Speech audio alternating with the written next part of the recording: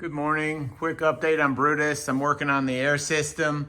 Got rid of the cheapo airbags that I had that were just horrible. You put air in them and they would leak down in about 20 minutes.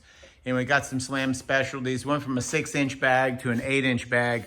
So I want to be able to get a comfortable ride and have less air pressure. Also, once we're hanging the plow and the mower deck off the front, we're going to need to be able to adjust the pressures.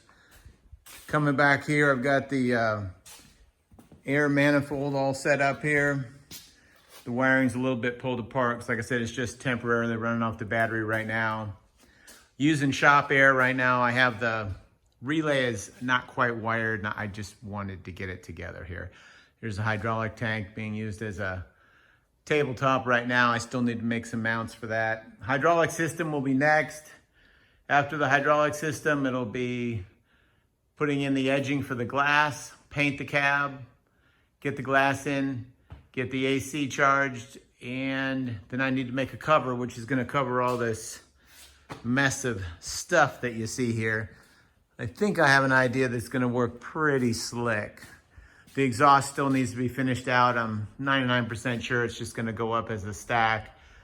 Got the off-road lights on so I can plow in the dark, which is usually when you're plowing. Here's the new air tank. I had another style of air tank on there, but this one should work out really nice. Had all the correct fittings. Used a Viair air pump.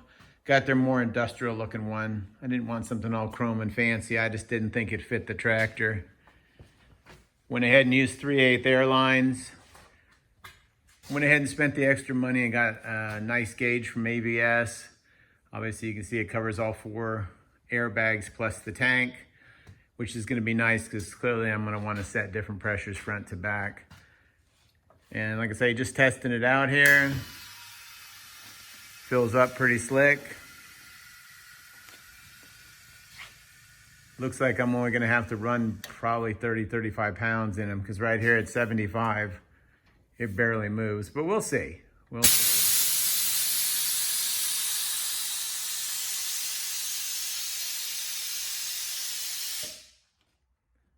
Overall, so far it's been a success. Got to figure out my wiring. I have 5 different switches. Wanted to set it up to have a front, back, a left, and a right. But for some reason, all 5 switches just run all 4 up and down. So clearly I'm not a master at this. I'll do a little internet research, maybe talk to the guy at AVS. He was pretty helpful there, Jeff.